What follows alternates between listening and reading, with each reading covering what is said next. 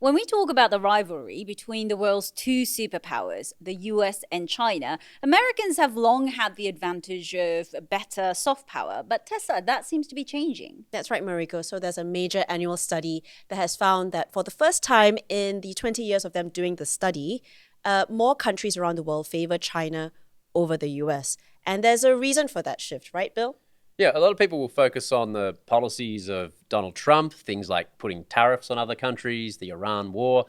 But China's government has been pretty determined for many years now to improve its global image. So it kind of looks like that's starting to bear fruit. But I guess the question is this a short blip or as part of a longer term trend? I'm Mariko in Singapore, and this is Asia Pacific from the BBC World Service. Twice a week, we bring you Asia Pacific stories, unpacked by those who know them best. Tessa Wong is our Asia digital reporter. Welcome back to Asia Pacific. Thanks for having me. I also have the editor of the pod, Bill Birtles. Welcome back. Hey, Mariko. So, Tessa, we love to talk about the US-China competition on this podcast. We covered AI, EVs, space race. But today we're talking about pure perceptions of the countries and their leaders. But before we dive in, can you just explain this organization, the Pew Research Center, who they are and what kind of surveys they do? So they're an American think tank. They have been measuring global sentiments towards the two superpowers for more than 2 decades. And what they found recently in this survey that they did earlier this year was that 25 out of 36 countries that they surveyed clearly favored China over the US, and only 6 actually favored the US over China. So what happened to those? So the rest of them, they're in the middle. They have roughly equally favorable views of both superpowers. And it's quite interesting to see some of the results. For example, the most positive views of China and the most negative views come from countries in Asia. So for those of you listening, we're showing the result of this research. So shall we just analyze? Quite a lot of Southeast Asian countries are on the list. So with Pakistan, you can see it's like 90% for China. We've got very high scores from other Asia countries. So it's Indonesia at 72% for China, Singapore 73, Thailand 69. And in some of these countries, we're also seeing huge gaps between the favorability scores for China and for the US. So, in Pakistan, again, it's only 15%, highly favor the US. And then Indonesia is only 29% for the US. In Singapore is 34%. But interestingly, we also see quite negative favorability scores, or rather lower favorability scores for China. So in the Philippines, we only see 40% for China.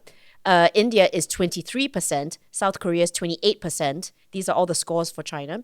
And then Japan, it's the most negative views for China. That's 11%. I guess that's not surprising given recent tensions between Tokyo and Beijing. But I guess when we talk about this, we can't not talk about the two leaders, Xi Jinping and Donald Trump. And there was a question, wasn't there, Bill, about how people view those two leaders in this research? Yeah, I'll get Tessa to help me with the wording here. It's something about trust in them to do the right thing. So the researchers asked respondents, how confident are you in X, meaning Xi Jinping or Trump? How confident are you in this leader to do the right thing when it comes to international affairs? Yeah, and on that metric, so Xi Jinping actually had a higher result than Donald Trump, although it was both of them were well under 50, right? Yeah, so very few countries rated both or either of those leaders above 50%. So in general, both leaders got relatively low confidence scores, but there were more countries that rated Xi higher than Trump. But what is doing the right thing mean, do you think? Is this like interfere in other countries' geopolitical affairs? Is that how we should interpret this? So they also asked some countries, what they call middle-income countries, what they thought of US and Chinese foreign policy. And in general, they did find that people felt that China would interfere less than the US in like other countries' affairs. I guess the Iran war and other comments made by Donald Trump probably affected. Yeah, absolutely. It's really important to kind of keep in mind the polling period. When exactly did they do the survey? And they did it between February They started in February and they did it for a few months. So that means this came, just weeks after Trump intensified his rhetoric about annexing Greenland. It also came right after the US captured the Venezuelan president, Nicolas Maduro. And it also happened around the time that the US launched its war against Iran. So there's no doubt that all those events would have been foremost on people's minds when they responded to these questions. I'm just curious though, Bill. It's one thing to talk about the US policies, but in terms of China's people viewing China more favorably, and Indonesia had one of the biggest swings in this research, and you were a correspondent there. Why do you think that is? US Donald Trump factor is more obvious to people, but the China factor is the slightly harder one to decipher. So you look at Indonesia in recent years. So their biggest trading partner is China. Their economy is hugely reliant on China, but it's been a more recent phenomenon with Chinese investment, particularly in nickel. So that affects people's livelihoods. People are generally aware of the economic importance of China in that country. You look at the Southeast Asia's fastest train, high-speed rail, built by China, built with the Indonesians, Chinese tech.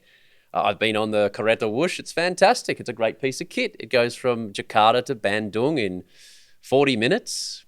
Tickets are a little bit more expensive than the slower trains, but people are very proud of that. It's China that came and built that. And you have to remember at the time you had figures in the Trump administration like Elon Musk wielding a chainsaw with glee at the prospect of cutting funding to this US global aid arm. And although Indonesia's trade with the US wasn't as significant as, say, Vietnam or Cambodia, it nonetheless sends a message, doesn't it?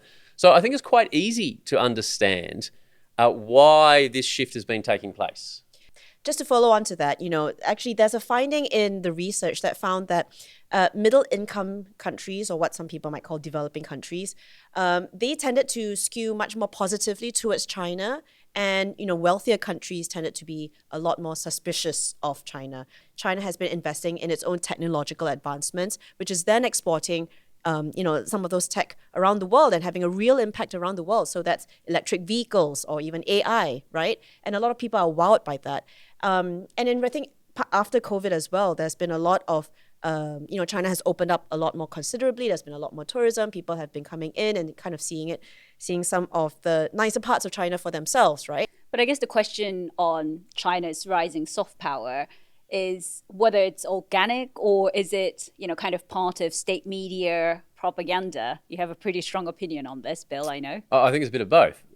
So you look at, there are various organizations that study China, like Freedom House, ASPI in Australia, the Australian Strategic Policy Institute, which the Chinese government would dismiss and say it's an anti-China force and all this sort of stuff. But they've done research in the past where they describe something they call spamouflage, where they say there's evidence of non-organic activity on platforms like YouTube and X, where it appears I don't think they can pinpoint it to the Chinese state, but the assumption is that accounts are being made with AI, which are pushing certain messages or trying to drown out negative hashtags about China. And Mariko, every time we do an episode that involves China, and I'm sure this one will be the same, the comments are bombarded primarily with pro-China comments.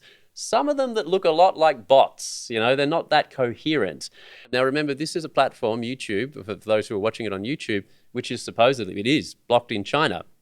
Are there really that many people getting on VPNs to circumvent the censorship so that they can comment on pretty much any piece of content around the world on Western social media platforms involving China? Maybe.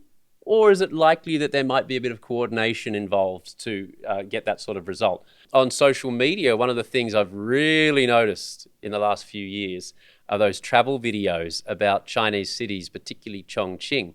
And I had this colleague in Indonesia, I worked with her, and she once said to me, she goes, "Bill, why is my Instagram flooded with these videos of Chongqing? It looks so cool." And I said, "Have you been browsing lots of China-related content? Is it the algorithm?" She goes, No, I haven't been doing any of that." So I was thinking, is this just sort of organically floating around, or is there a concerted push to put those sorts of images in front of people? But it goes back to the point, is it just propaganda? To some degree, maybe, but is Chongqing actually a Blade Runner cool aesthetic city? Yeah, it is. So there's a lot of truth in it.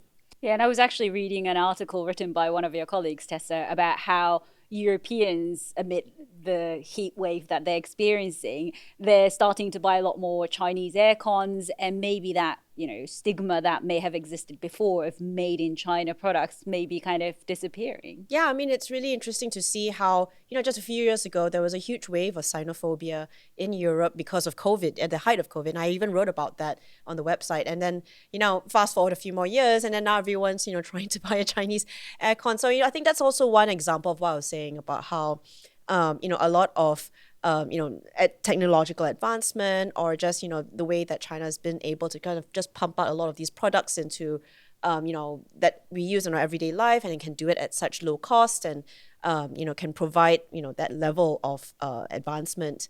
That's something I think that's undeniable, and it is making an impact on people's lives. Like when we look at the scores for Xi and Trump, right? I think there is now that perception where, Trump is scoring very, very low, and, that could arguably be because of some of the decisions that he has made, particularly in his second term. And, in comparison, China and Xi have been trying to make Xi look like the responsible statesman, the rational actor in the room. China has been trying to project that image for itself as well, for its government. And, that kind of efforts might be paying off. But I'm just wondering, maybe some of our viewers, listeners might be thinking, why does it matter? How does a better perception held by other countries help China? Do you want to explain that, Tessa? It's important because, it's in sort of this battle for supremacy, for influence over the rest of the world, with the US, the only other superpower that it's coming up with against. And, this is something that China has been actively working on for decades, right? It's trying to increase its influence. It's trying to increase its reputation with other countries, so it can help for lots of things, for like tourism, but also for trade, for economy, Yes, China is sort of, the world's, manufacturing house, and one of, the world's exporter, the biggest exporter to the world. But it wants to maintain that lead. It wants to maintain that economic advantage, and it just accrues a lot of power through that. Do you think it could affect the government's policies, though, Bill? Like favorable public opinions towards China, could it possibly change a view of the Australian government, for example, when it's thinking about whether to use Chinese companies and so on? I look at it in Australia, there's a controversy with the port of Darwin, which is right near US military bases. Now, it wasn't particularly controversial when the Australian government during the Barack Obama period decided to allow US troops to rotate through the base in Darwin. Why? Because Australian perceptions of the relationship with the US at the time were generally pretty high. But it was, and it continues to be, very controversial when a Chinese company took ownership on a 99-year lease of the port in that same city. Why? Because, particularly during the COVID years, perceptions in Australia generally towards China weren't particularly good. So yeah, I do think it definitely has tangible flow-on effects. They might not be immediate, but over time it builds up. We've been talking quite a lot about countries with favorable views towards China, but as you said, Tessa, 3 countries stood out in that research, weren't there? Japan, South Korea, and the Philippines having a very different view towards China. Do you want to explain why that might be? I mean, first of all, some of these countries, they happen to be staunch allies of the US, right?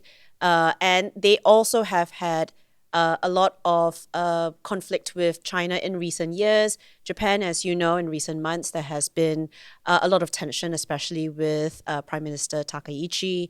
With the Philippines, there's been a lot of territorial disputes with China in the South China Sea. South Korea and China have also have had disputes as well, and tensions. And, when the researchers also asked people in some of these countries, could you name the top threat to your country? Overwhelmingly, a lot of the Filipinos did say that it was China. And to some extent, the South Koreans and even say the Australians also said China as well. So one of the findings of this research was that, China was seen as both a threat and an ally in the region. And it's no surprise. It's a region that's quite divided about its views on the superpower. Do you think this latest trend, that China being viewed more favorably, do you think this is a short-term blip, or do you think this is a kind of a longer term thing that could stay? So it's quite interesting because this actually is a flip that has been some time coming. If you look at the research that showed, the opinion of the US going down and the opinion of China going up. Yeah, I think if you look at the other polls we've spoken about, things like the Gallup Global Survey, the Lowy Institute poll in Australia, historically, at times when Democrat presidents are in office, there, for whatever reason, tends to have been higher approval results for the United States in other countries. So, yeah, it's quite plausible that once Donald Trump's time is up as the commander-in-chief, somebody else is in, and there could be a bit more of a bounce back in favourability towards the United States from, countries all around the world. What, however, I think has changed is I think China has become two things. China has, become a lot more sophisticated in its global messaging, really, really good with things like short videos and pumping them out on Western social or global social media networks. And the second thing is that China tangibly has more now to promote itself and for people to gravitate towards. What I mean is, snappy electric cars, AI large language models, which seemingly are able to keep pace. Dancing robots. Humanoid robots, you name it. I mean, we've done so many episodes about these things, but it is genuinely cool tech. And that is only going to get better as Chinese technology continues to improve. So I just think there really is a better China story to sell now than there was 20 years ago. Something to add there is that, the results of this survey, the Pew survey, found that, very high positivity scores for China, but much lower scores for Xi himself. It could be that with Xi, people tend to associate some of the more negative policies, perhaps. Let's not forget that, there's issues, such as the treatment of minorities, such as Uyghurs in China. That's hugely controversial and still ongoing. And, there's also, accusations of China, conducting transnational repression. And as we've spoken about earlier, all these clashes with other countries over territorial disputes. But I think a lot of people tend to associate all that with Xi, and then when they think about the tech advances, the cool stuff, the robots, the AI, the EVs, they tend to think of China itself, and they associate the more positive aspects with the country itself. Let's look out for those comments, shall we, for this episode on YouTube, how those potentially China bots might comment on us. Thank you so much for joining me, Tessa and Bill. Thanks, Mariko. Thanks for having me. You've been watching Asia Pacific from the BBC World Service with me, Mariko Oi, in Singapore. If you have any questions or thoughts on what we covered in this episode or any other stories from the region, please leave us a comment below. You can also get in touch with us on email, asiapacific@bbc.co.uk, and click like and subscribe so you never miss an episode. See you next time.